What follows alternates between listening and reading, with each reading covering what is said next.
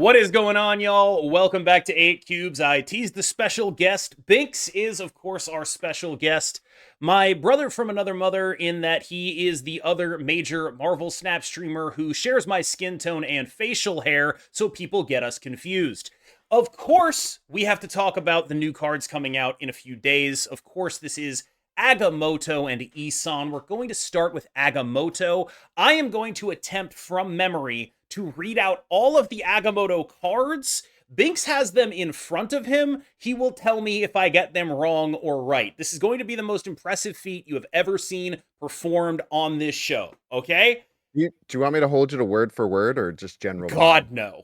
Just if I get in the There. ballpark. I'll try to get the names right word for word, but the All text, right. not a chance. Okay. Mm-hmm. Agamotto, I don't think there's like a comma after his name and a title, just Agamotto. He is a 5/10 that shuffles 4, I believe they are called Arcana, into the deck. These are not Ancient Arcana. ancient Arcana into the deck. Okay. Arcana number 1 is Temporal Manipulation. It costs 1. It draws Agamotto and gives him +3 wherever he is. So if you have drawn Agamotto, all he's doing is getting +3 from this. If you haven't drawn Agamotto, this is basically like a souped up Thanos stone. Number 2 costs 2. It is Winds of Watum, 2 O's, and it moves a card on your opponent's side of the board to the right and gives it -5 power. Incredibly interesting Clog card. Number 3 is Bolts of Balthak, which I remember because it sounds like Mike Tyson is threatening to hit you in your unmentionables. That gives you +4 energy. Number 4 is Images of Icon, and that is the one that turns your every card at the location into a copy of your biggest guy at the location. Did I do it? Nailed it, dude. Oh my All the god. names are the best, but the most important part of the mechanic, Yes. that's the new banish mechanic. So these Of don't actually course. take up a board spot for you. They appear, they do their thing, and then they disappear. It does feel like they're dodging around using the name spells. Like, Agamotto doesn't have spells, he has Ancient Arcana, you know? Like, it's like, okay, I get it, but like, these are spells. You're casting spells. Like, that's what's happening here. It's a spell. You're playing, he's a magic guy doing spells. Can we be real about this for a second? Is this, but Uh, like, you don't think we can be real about this? I think they're Arcana. I mean, they are nothing like a Oh, spell. They have power. They have 0 they don't power. have So power. I don't spell think they actually have power. That's the thing. they have zero power They have though, 0 is power the in the thing, but data maybe they don't. mines, but I don't think That's they're true. actually like what I'm getting at is I don't think they work with Ravona. I do think they work with Quinjet. And it's I was like, gonna say Ravona's interesting because that was gonna be something that I brought up. Do you know if that's been confirmed or not? I do not know if that's been confirmed. Yeah, I don't know either. Yeah. But like my instinct is it would suck if these were cards that had power. Like I feel like that's a terrible implementation of this to just be like, oh yeah, it's an on reveal that gets rid of itself, therefore it's a new card type. Like no, they shouldn't have power. They're spells. They're not like things with power. Do you want to give me a? Do you want me to give you a counter argument to why they have to have power? Okay. Because they could get Eliath. If they're Eliath, their text is removed, and then they probably Wrong. sit on the board as a 3-0-4-0-2-0-1-0. Incorrect. They could not get Eliath Really? because they just changed the text of Eliath in the OTA to say characters and not Characters. Oh these. no. These cannot be Oh Eliath. man, my counterpoint has been counterpointed. Yeah. Yeah. They can't get Very Cosmode though. interesting. So, like maybe I'm a little bit owned, you know? I think they can get Cosmode. Maybe they I banish bet through they still Cosmo. banish. I'm guessing the banish. I would imagine the banish wouldn't be part of the on reveal. They're not very good at that. at differentiating when things end most of the time. Yeah, it's like this is a second sentence, which means it's either a continuation of the previous clause or totally unrelated, and you can't tell which. Yeah. It's fine. We know you don't. Just figure it out, man. Weird. Look, there are a lot of good things to say about Marvel Snap's tendency towards, brevity and wit on its Mhm. cards. One of the bad ones is this is like in Magic they'll use like a line break to differentiate that, but that's valuable real estate on a Marvel Snap card. They never Mhm. do that. So it just kind of I would assume that it doesn't work. Like I think they've covered all of this. Again, like they did the change to Eliath for a reason. I'm assuming that they didn't do the same thing to Cosmo because it doesn't work that way. Yeah. But I do think that like there is something to be said for that. All of that aside, is this card like good. I mean, it's weird. You have the Thanos problem, right? Like you're adding cards to your deck no matter what. So there's that level of inconsistency, and the only thing that's going to draw is the temporal manipulation. So Yeah, you're sacrificing deck consistency, adding 4 cards. I mean, what is Erisham? 12, so it's a third of Erisham, but those are random cards. These are particularly pretty darn powerful they cards. are. But I do think that they're situational. You look at something like Bolt of Yeah, sorry, yeah. Bolt of Balzac. You can't play that on the final turn. There's a lot of turns where you don't just want to skip and get a bunch of extra energy. Like that could end up being weird. Like obviously temporal manipulation, you kind of always want to do. Wins with 2 might stick in your hand. You don't know when to play it. Images of Icon is probably like it's either you just blow up and win a lane with something crazy, or it can just be kind of a nothing burger that rots in your hand. So I think it really just comes down to deck building, how these cards do work with things like Ravonna, Quinjet, everything like that, like getting that all finalized and knowing how to take advantage of these extra cards. And now there's a counter to it that everyone pretty much got for free, that would be kind of annoying against this card if that card ever does see play. One of the things that's been really running through my mind lately is the concept of mid-range decks with combo endgames. And that, like, Discard is a good example of this. And I think, the ongoing deck with Moonstone copying an Iron Man Mystique is an example of this, where it's like you're playing, like, yeah, okay, if you're playing Discard, sometimes you're not popping off with Swarms or Dakins or whatever, and you're just doing, like, some Scorn points guys, right? And if you're playing the ongoing deck, yeah, sometimes you're not popping off and you're just doing like some Captain America Sam shenanigans. But because there are these combo decks in the meta that demand you be tall enough to ride, you also have that as an option. And on Agamotto, there is one spell that I think might say, make your mid-range deck tall enough to ride, and that's Images of Icon. Like, Mhm. I kind of wonder if this card is good enough to enable another mid-range deck that can just have the option to scale upward, a lot of verticality potential. It doesn't always have to be realized. You just have to have the ability to realize that verticality in the matchups where it matters. Yeah, definitely. It's gonna be really interesting. Like I completely agree with that. The other question is like how good is just playing a 513? Because Yeah, like, if you play temporal manipulate like a 513's a giant it's a card. big Like that's guy. Yeah, like a silenced red skull, like if that's just really good and you can get it so consistently because temporal manipulation draws it, and that just helps you push into like a crazy game, or you're trying to play like bolts on 4 and then play like that and something else on 5 and get like super far ahead and then like Cosmo and like block everything off.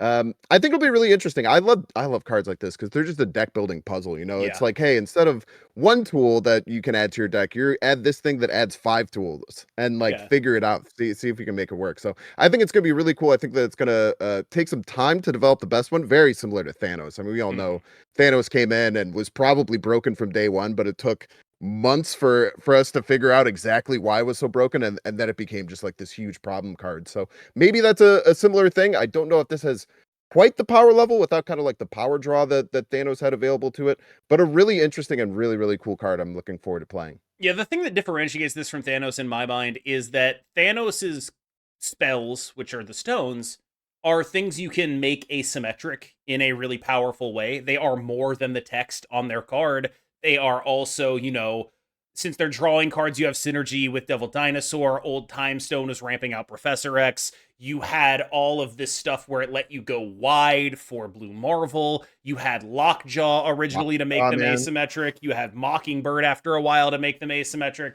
This card does not have those same kind of asymmetric interactions that were sort of Hmm. the keystone of why Thanos was good. But it is similar, I think, in broad strokes, yeah. Moving on to a card Binks called Eson Ultima in the 2 minutes before this episode started airing, and I can't get it out of my head, so that's just every time I say Eson in my brain, I'm gonna append Ultima to it now. I think he Uh almost hung up on me.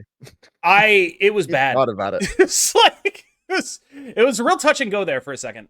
But Eson Ultima is a 6/9 that summons from your hand, just pulls it out of your hand and puts it on the board, and it does whatever it would do. Any created card, one created card per turn. So there's like a pretty obvious hook with Nick Fury here. I think that's like very straightforward. You play Nick Fury, you play Eson, and then he pulls a 6-drop. How much better is that than just playing a 6-drop? 9 points of power better, presumably. There is some overlap here with Agamotto. You get your spells for free with Eson. That's kind of interesting as well. There is some overlap here with Arishem, the other major celestial in the game.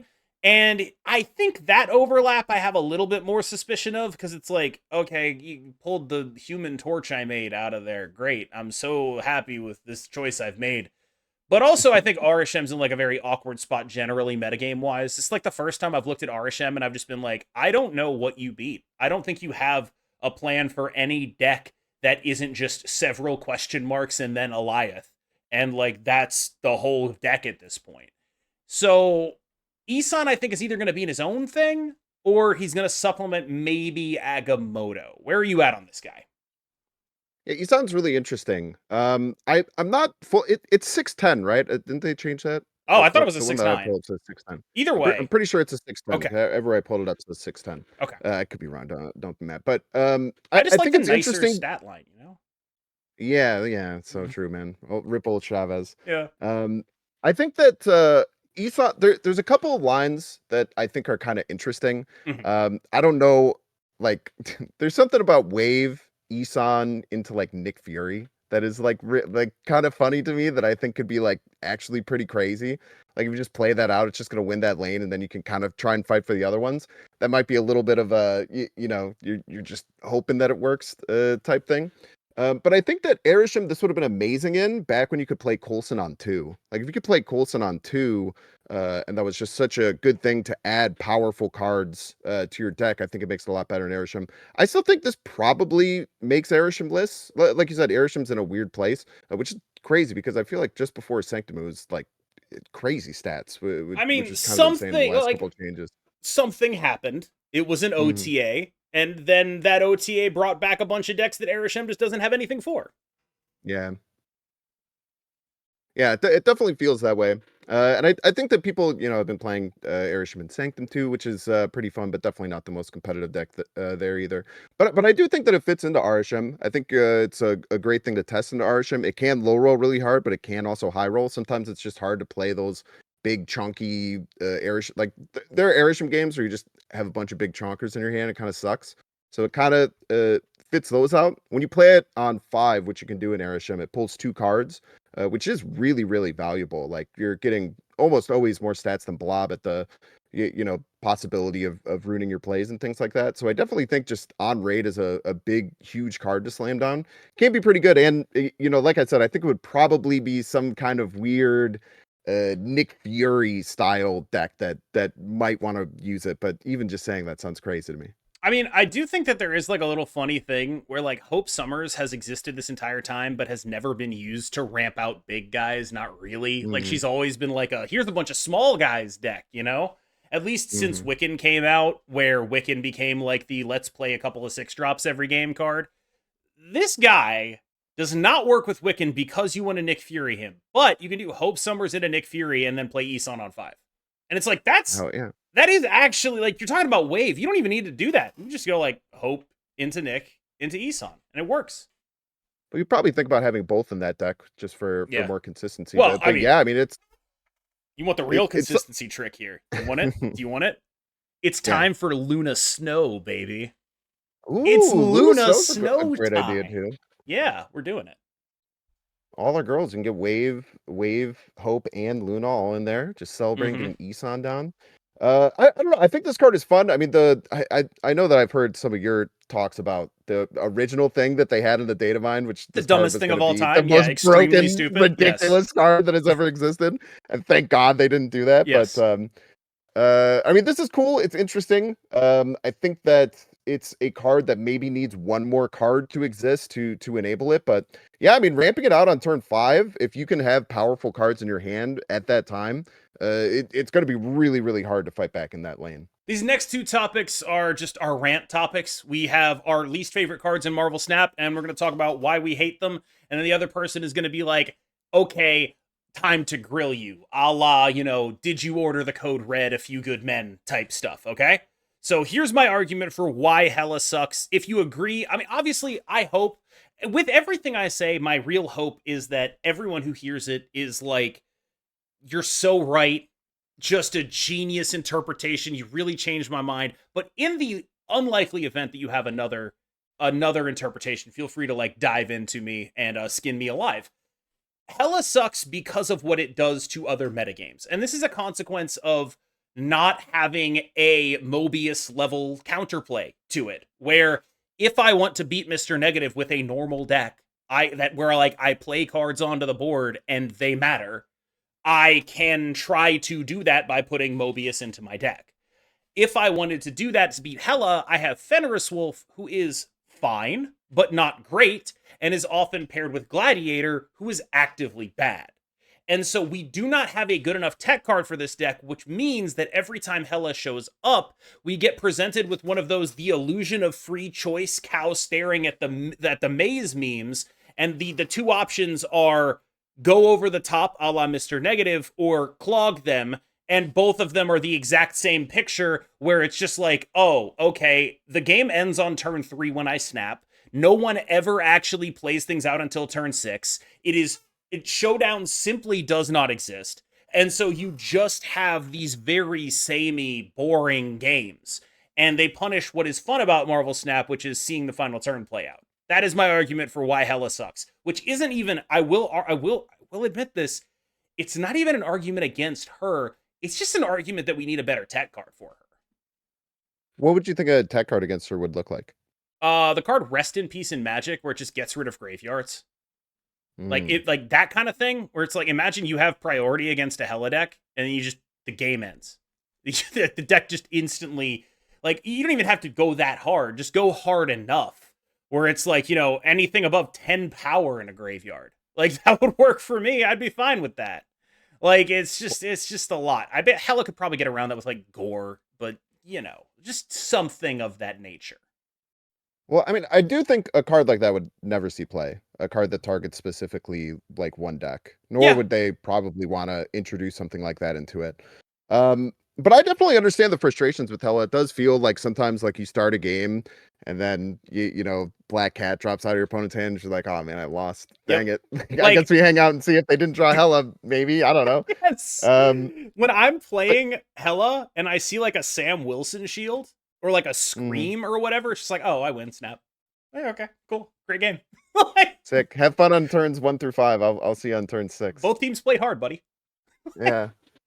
I think that there is I think that Cosmo and Eliath are pretty solid counters to Hela. They do end up being a lot of times a 1 and 3. If you run both in your deck, then sometimes you could put it to a 50-50. It really depends on how good the opposing Hela player is, because I think there is a actually huge gradient towards skill in playing Hela. I don't know if you do you think that there's a pretty big gradient in skill? Like if I see when I watch Husky Puppies play Hela compared to like anyone I face on ladder, like it just feels night and day. He's just very, very smart about how he uses all of his resources and plays to win. The floor is pretty high on the deck, but the ceiling is also higher than people give people credit for. Like, it is not a deck that plays itself like where for something like Scar Starter, that is a deck that has a high floor and a low ceiling. I think Hela is a deck that has a high floor and like a slightly higher ceiling than people give it credit for. But I don't think it's like, wow, this is an incredibly skill-intensive deck, because it's so much of the time it's barely even about the actions you take and the specifics of optimizing them, and so much more about like, what deck is my opponent playing? Yeah, Did they there's pass a lot the of check? there's a lot of I do think that winning games where you're not getting a really solid Hela game plan is very, very important and does take a lot of skill. But I guess I would agree that I don't think it's a absurdly skill intensive deck compared to a lot of other ones. But I do think that there is a lot of skill expression, and I feel like Cosmoing and I think Hela's feels really, really good. I like to play against it when I do have some way of interacting and fighting. But I totally get your frustrations. I don't know what the hell to do with Hela. Like, she's kind of always been around, and then she was really bad for a long time, and then she got really good, and then she's been bad, and then she's been good, and then she's been bad. But she's kind of always been annoying. Like, I feel like a lot of people just hate playing against her. I don't personally hate playing against her too terribly much. Do you feel like you just hate playing against it, or is it more just like you think what it brings to the metagame and It's how the it grinds second. everything down is bad? Yeah, Yeah. it's what she does. Not Mm-hmm. I'm not like, oh god, I lost a 1 in 3 on the placement of the like that's whatever. Marvel Snap has a lot of those, right? Like, Mm-hmm. but the way she turns every meta where she is halfway playable into stat checking is very unpleasant for me. Yeah. No, I definitely agree with that. I think that like that crushing presence it can feel like it has on the meta is yeah, it's tough. Moving on to yours, because I knew the second I got you on the show, I had to ask you about this, because I was in, like, at the same time, we were in two different places saying exact opposite things. I've been on Mhm. here, on this channel, complaining about how sucky Mobius is compared to, like, every other card that does tech Mhm. card stuff. Meanwhile, you have been like, can we please delete this guy from the game? He is the worst card in the game, and I hate him, and I really want to hear you out on that. I think it comes down to a lot of things about what I want out of Marvel Snap and how I enjoy playing the game. And it is different than how other people play the game. Mostly, you know, A, I'm a content creator, so I make content on the game. And B, um, you know, I really do. I do things so different. Like literally every single day that I play a brand new deck, and I kind of just like brute force it and move some things around and try and make different ideas and things work, and just kind of like push through and keep playing, kind of like not really no matter what's happening. Now, the reason that I hate Mobius, and I think that it's absolutely sucks the fun out of the game, is because Mobius just nullifies so many cards and strategies in the game, no matter what power level they are, that when Mobius has a high play rate, it makes such a disgusting amount of strategies that I find to be very fun and interesting in Marvel Snap. Some of the most frustrating experiences ever of just seeing Mobius land on 3. Because, you know, if you're trying to do anything with Black Swan, if you're trying to do, you know, anything with She-Hulk, if you're trying to do anything with like Black Bolt and Stature, if you're trying to do this card deck with Swarms, if you're trying to do all these different things, they all just kind of get nullified onto this like one card that your opponent can just play as a 3/3. And there are arguments that you can counter it with things like Enchantress and things like Rogue. But as I'm not sure if you agree or not, I think that if you're playing a card to tech around Mobius, you're just going to be like losing so many other games, and it's just not really like worthwhile to try and like trade them playing a 3/3, you stopping everything you're trying to do to play like a 4/6 or a 3/2 to try and snipe it from them and to move forward. So I think that when Mobius has high play rate, it strangles so many strategies out of the meta that it makes it a less fun and interesting experience. Here's I have a couple of follow-up questions. Because what Sure. it sounds like to me is that you're complaining about the same dynamic that I'm complaining about with Hela, where it's like, this is constricting the range of things I can do. But for you, that's like Somewhat similar, yeah. specific to like your experience as a brewer. And so question number Mhm. one is, how much of, I guess you call it, Marvel Snap brewing is just finding a new and different way to cheat energy? I mean, that's a lot of it. I mean, I think that that's a fun and exciting strategy in every single card game that's Right. probably ever existed. So I think that a lot of my enjoyment from brewing comes out of that. And a lot of times it is ways to cheat energy, either by adding more with Wiccan or finding things to make things cheap or making things work together in better ways. So I'd Right. definitely say that it has a huge influence on it.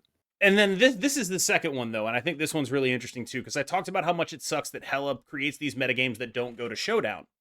Hmm. One of the things that I hate about Mobius is that he sucks at being a tech card. Where like Shang-Chi has cube equity, Enchantress has cube equity. These are cards that do their thing on turn 6. Mobius, Fenris Wolf, the cards that don't do their jobs as tech cards. Like we just had a metagame dominated by stuff Mobius was good against, and then we have a metagame right now dominated by stuff that Fenris Wolf is good against. The reason they don't do their jobs is because they're face up on the board. Because Hmm. if they do their jobs, they're retreating. If they don't do their jobs, you're losing.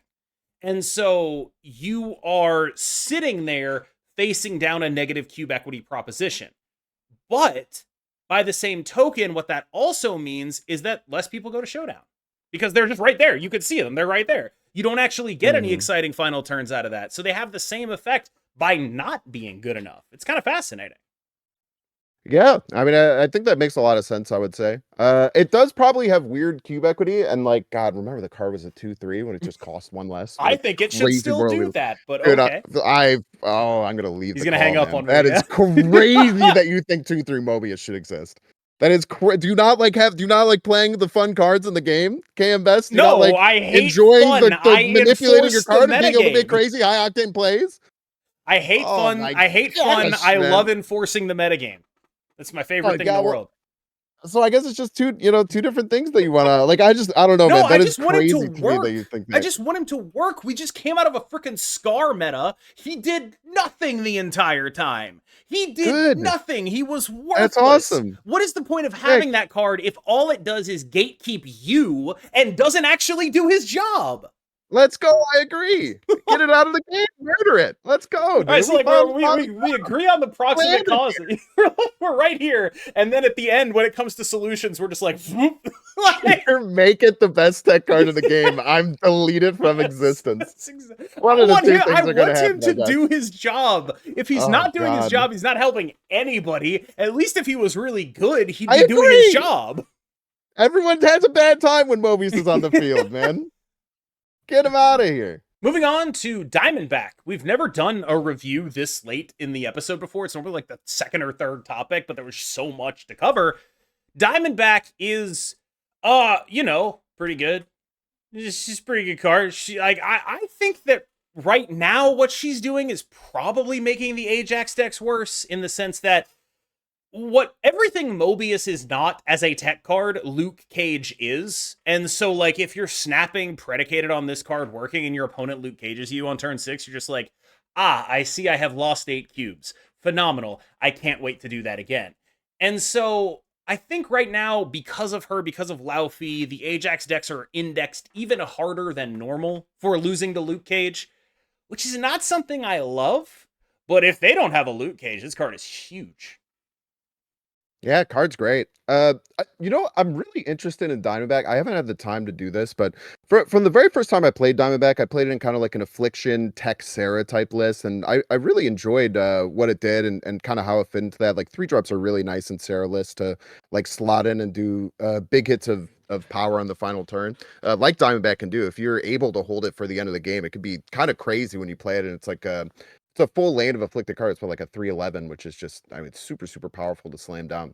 I'm really interested in seeing what like a Diamondback, Ajax, Hazmat, like Red Guardian, and maybe like Laufey package look like. Not even using your own Luke Cage and just kind of doing some affliction across everything and against your opponent a little bit.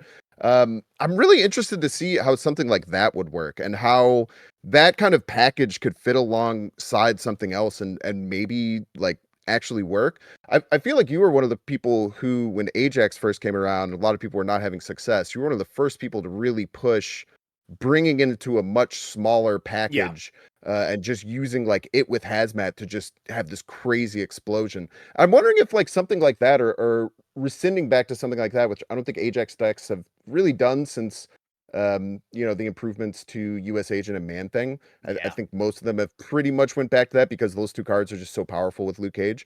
But I'm wondering if something like that might actually work. Because I have like a no Luke Sanctum deck because I feel like Luke was like a little bit weird in Sanctum to play him on curve and actually use energy on him. Again, with like Diamondback and just like Hazmat and Ajax, and it felt really, really interesting and powerful. What are your thoughts on that?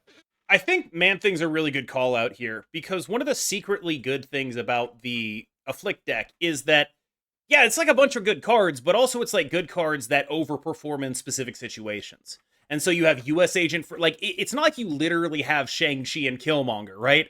But US Agent and Man Thing are kind of Shang-Chi and Killmonger, right? And so the upside of the deck is that you have all these cards that are good tech cards against other stuff, so you don't need to do that Ajax stuff anymore. The downside, of course, is that you just instantly die when your opponent plays Luke Cage. Like, you just absolutely just, like, it's done here. But there is something to be said for that. Like, the deck also got, it got Anti-Venom, it got Malekith, it got a lot of stuff. But this is the kind of thing where it's like Ajax is a bit of a soft Luke Cage of his own, in the sense that technically, if you hazmat and you have an Ajax, you're not losing any power. Diamondback has a similar dynamic. Not that you're not losing any power, but that you're offsetting it dramatically. I don't know if you can do like a small package of that nature, but it is a lot more possible the more soft loot cages you have. The thing that pushes me against it is like, what if my opponent has that card and then I cry? There were 3 cards given away in Sanctum. I wanted to call it Sanctum Sanctorum. Sanctum Showdown. These cards were. Can I, Jenna, I'm sorry. Do you want to do we can rank them all? Like we give our rank of the 3 cards at the Sure, same yeah, time and absolutely. see if we agree or disagree. Okay. Do you Uh want to do 3, 2, 1? yeah, we'll do 3, 2, 1, and then we'll say best, middle, Oh worst. no. I was thinking like we say 3 and then we wait 1 second, then we both say our 3 at the same time, and that way there's no cheating. And then we do 2, and then we both say our 2, and then we do 1. Sure. So Okay. what would 3 be? 3 be best or worst? 3 is worst. Okay, cool. All right. So 3, Uncle Ben. Uncle Ben. Okay. We tried. We tried. But yes, it's Uncle Ben for me. I guess I just think he's not all that usable right now, in the sense of like, I don't want to go out of my way to make him happen. If it comes up, like if I'm ever in a situation where I want to play a deck with a 1-drop and I also want to play Killmonger, then that'll be relevant. But I haven't felt compelled to play a lot of Killmonger recently, and until I am, that's probably the only time I'm going to play Uncle Ben. Would you slot it over Nova ever? Probably not, Yeah, but that's the like, other biggest thing. It's like if you want to do that, I feel like Nova probably just does a very similar thing. I mean, like, it's a little Um, better in a world where I am, caring about early stats, right? Like Iron Patriot or whatever. Like, it's a little mhm. better at doing that. I could see slotting it over Noah, but not in a Surfer deck. Does that make sense? Yeah, oh, definitely because you have all the other synergies and you flood a lot more. I don't know. I haven't played with the card. I've had it played against me once or twice. I just think like it's very hard to want to run that card over Spider-Man unless you're like already doing it. Just kind of weird. Like it's like a 1/2 that you can kill and then you get a 2/4 and then things move. It just feels like it has no real place, and I really don't think it has like I don't know if I would ever put it in over Nova. I don't know when moving is really gonna help, especially when it's like weirdly semi-random. It's pretty random. I would say if you have to do it in that way, and you just have to do it on the Killmonger turn, you have a lot less agency than just playing Spider-Man out. Because there's like 2 steps to the process. I just don't ever see it really working or being competitively viable. If they ever make a card that needs cards to die to do cool stuff, he's right there. But I don't think they're making that card. So, yep, that's my 3. All right. Number 2, Gorgon. Gorgon We're so good at this. nailed it. We are Right, so right on top of that. And incredible. so I'll start on Gorgon. I think that Gorgon is an interesting card because I feel like there are actually going to be times where you're going to consider this card. It's has great stats, 2/3. It's pretty easy to play out. That's why a lot of the powerful 2/3s have always been like that because they're just such good curve fillers. You're able to throw it out. I feel about Gorgon nearly exactly the way I feel about Echo. It's the most insanely meta dependent tech card that you might need if there's a ton of Airsham or if there's a ton of like if Joaquin Torres starts going crazy with a bunch of demons coming out and things like that, people just like generating a bunch of like really cheap cards and you want to try and fight them off a little bit without as big of an investment as Mobius and doing other things, just knocking those cards. And if Airsham ever just rises up like crazy, it's probably something you might want to have in your back pocket. I think the same, but like specifically about Thanos. This card puts Thanos Thanos in too, a yeah. trash can. Like, this card is Mhm. like, yeah, a nice deck, idiot. The thing you built it around, it's totally unplayable now. Sorry, dude. And, maybe you could beat it, but I don't know. Gorgon is like a very big, good card against Thanos. So in a world where Thanos becomes like, 10% of the metagame, Gorgon is about to like punch him in the face. Which, I don't know who the card that beats Thanos should have been. I don't know. I genuinely, if we're doing comics lore, it's like Adam Warlock, but I don't think we are, and frankly, that guy's seen enough changes. I just, it's weird that it's Gorgon. That's all I'm saying. Number 1, we both know who it is. We don't have to try to say it at the same time. You could just say it. Laufey. Laufey. I, we're, I, that one was on purpose. I'll admit it. I won't just like try to force the bit. I was like, he'll say it and then I'll say it later and it'll be funny. No, But then he didn't it'll be great. laugh and now I feel stupid. All right. So I'm just a smiler. Laufey's big. That's pretty much it. Guy big. He's a pretty playable card just on his stats alone because he steals. That is effectively -2. Got a pretty good stat line of 4/5, -2, or getting sort of scaling by 2 in the same way that Scream is scaling by 4. Just a generally large man with some additional afflict synergy. Generally large men are pretty good. Makes Spider-Woman look like absolute doggy ass. Just really bad Spider-Woman. Like, just, yeah, you gotta feel bad for her. But until they move Spider-Woman down to 4/8, this card's gonna keep eating her lunch. Yeah, I'm pretty high on this card. I think I definitely think it has. I mean, it's great Ajax synergy, right? It's great Diamondback synergy. Just being able to hit one lane and then Diamondback to back it up, you pretty much can beat a pretty damn strong lane with just those two cards, which is pretty sweet. It does feel weird sometimes because there's times you have to play it on curve and it feels awful when you're like just hitting one card or like it's a tough card to have priority with. It's one of those, rare cards in Marvel Snap where you really want to be outside of priority with it to get as much effect as possible. And you want to hold it as late as possible, which always is a bit of a tick down, I think, on cards' power levels. Cards that you really want to hold on to it. And when you play it on curve, they feel really bad. It's always going to make those weird games of Marvel Snap where you draw really bad even harder to win.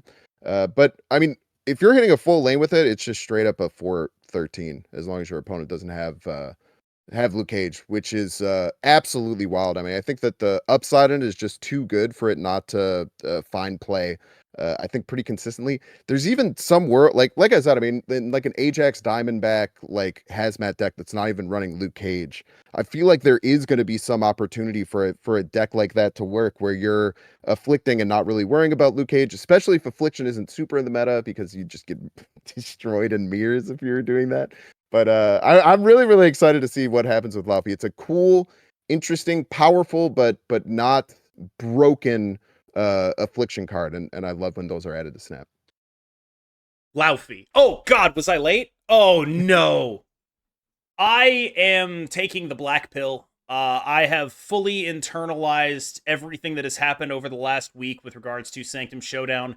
And my conclusion is actually Marvel Snap players should get less. This feels like Marvel Snap players got, like, they've been asking to eat ice cream for breakfast for 6 months. They finally got to eat ice cream for breakfast and they were like, I don't actually like this ice cream. I feel like I need a little bit more sugar in it. I really wish you didn't get me like chocolate. Can we try something else next time? The amount of people I've seen complaining about the Sanctum Showdown grind after getting 3 to 4 free cards off the Twitch drops is kind of legitimately blowing my mind. Like, yeah, I know you feel like it's a grind because you just got entirely everything you would normally be grinding for free. So now you're like, why am I doing this? Because there's nothing left in the mode, man. That's why you just got it all already. That's why you're like, wow, this is a grind. I wish there was more stuff to get. I wish I was grinding for something. You got it all. Stop. It's like, I am so annoyed by this because, like, I'm out here, like, I have used my platform to advocate, like, hey, I think we should get more free stuff. I think that if we got more free stuff, that would mean people complained less. And you guys are out here proving me to be a freaking rube. Like, I am like a fool. I'm an idiot for ever believing that this would stop the complaining. We just got 3 free cards and people are still complaining. And I'm out here like talking like, oh yeah, I think I know how to solve it. I look like a jackass. I'm sick of it. I'm sick of being made to look like a jackass. The next event, they should like get a button, and when you get enough points to get that button, it takes a card away from you. I'm done. You should lose cards. He's went all the way on the before this we were talking about should they not get all the stuff. You're like, no, they should lose stuff. They should get it all taken away from them. The next time if you post a complaint on Reddit about this game mode, they should go into your account and just like take away 1 gold. And then you have to look at that one gold the entire time. The whole time. Give him like a fraction, like a It's like there decimal. are plenty of, to be clear, plenty of reasonable critiques about the gameplay of the game mode, all of that, but like the idea that the rewards for the game mode are somehow anything other than the absolute best rewards for any game mode. You go watch those Twitch drops, you get basically 3 free cards. You get like 2.75 cards from the Twitch drops alone. What are we doing here? How are we complaining about this? It's pissing me off. It's crazy. I would say never, never underestimate the ability for the Marvel Snap community to make something bad no matter what happens. It's unreal. It's weird because I'm kind of like, I feel like people think of me as this like insanely like pro second dinner like guy, and I think a lot of it just comes down to the amount of negativity I've seen from the 3 years almost now I've been covering this game is just, it's wild to me as someone who's just not someone who's negative and generally tries to look at some of the positives and be upset about some of the negatives. Just seeing like the hyper focus on anything bad, even if it's like super justified at the time, like Yep. I get it, and been outspoken about things I think were really really bad, but I think it's kind of like being part of this community has like pushed me to being like more like pro business and actually just trying to like take a step back and like think about like like these are people who are trying, and there's a lot of things that you don't understand. You don't understand like all of these different things, and you're just angry because you want more free stuff, because everyone You're wants more free becoming a stuff. Republican. We all oh no, dude, don't say that, don't say that. Yeah, it's like, you're looking for handouts, huh? You're looking for handouts? Radicalizing me, the goddamn So community. bad. But that is sort of what it feels like, because it's like I have thought for the longest time that like getting free stuff would actually solve the problem of people complaining about not getting free stuff. And now I'm just looking at this, it's just like, damn, that didn't work at all. Shit. All right, my bad. I think context is an important thing to consider as a deck builder. And when we talk about the way in which the metagame has shifted, we've gone from a metagame in which I think there were extremely justifiable complaints about a series of 2-drops, Scream and Captain America Sam Wilson and Iron Patriot, where you could very easily be like, wow, these guys are busted. And I think it is really a great demonstration of how context affects things, that all those cards are like kind of ass now because Hela exists again. Like, I often talk about how important context is in terms of evaluation, and I still sometimes fall into the trap of saying, this card is good, this card is bad, but it's always contextual. And I think that, even though they're like, generally it's fine to talk like that, this is a really great example of like, these cards didn't change at all. Something totally unrelated. Scar's cost changed, which allowed Hela to come back into the metagame, which crushes every deck playing Iron Patriot, right? Like, all of that happened. Nothing to do with Iron Patriot. It's still just as strong as it was, except it isn't because of that context. As a rogue deck builder, what is it that you look for in a deck when it comes to attacking metagames? How on top of this context do you have to be, like, every day? How much do you have to think about, like, what is my opponent doing? Or are you just more along the lines of, like, I'm going to look for a synergy, and if it lines up, it lines up?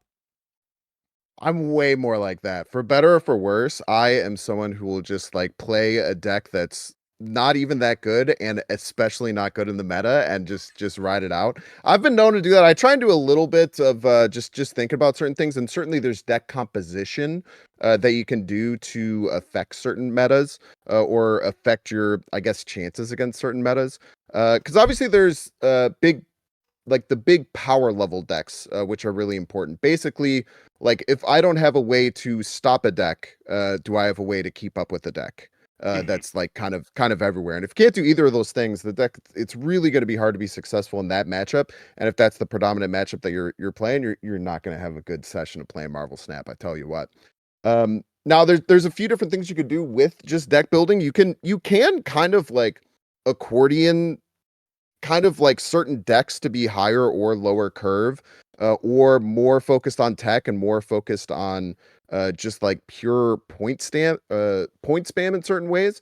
So some of those decisions are really really interesting, and they do come down to like those two core concepts, right? It's is this helping me keep up with these other decks that are in the meta, or is this helping me find solutions to beat them? And that comes from tech cards. And I think the other big thing to really consider is what tech cards are everywhere in the meta. Like Mobius, when Mobius is around, you're not going to have a good time because you can't play any of the good decks because Mobius is the worst card ever. I'm not going to talk about Mobius again the whole time, but the other one would be things like Red Guardian. Like Red Guardian, which has seen a really high play rate, I feel like has kind of like pulled down a lot of decks in a lot of really weird ways. Like a lot of those like Thana type decks have felt really, really hard to play when Red Guardian just sees such a high play rate.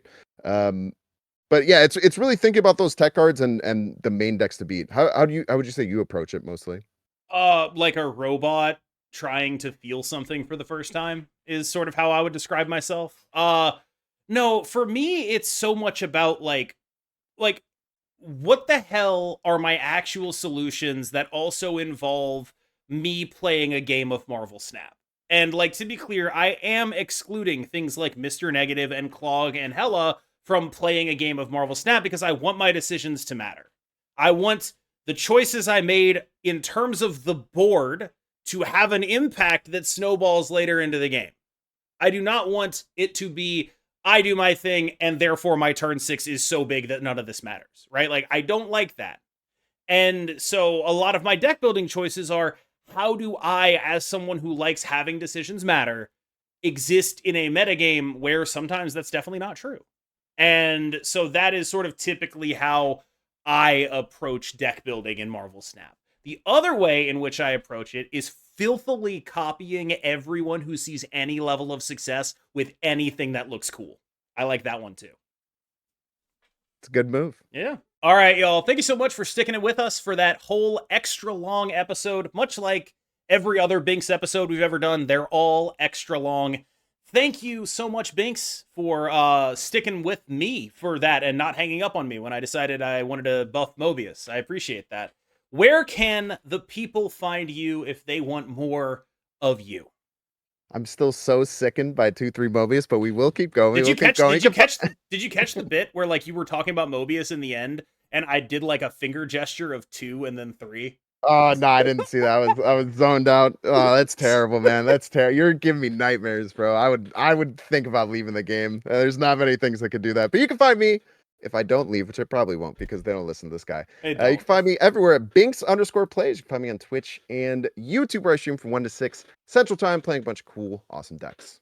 All right. Thank you so much. I've been Cam Best. He's been Binks. And we will not see you in the next one. I will, but I'm pretty sure he will not be here unless he lives in my basement, in which case he will be here popping out of my walls.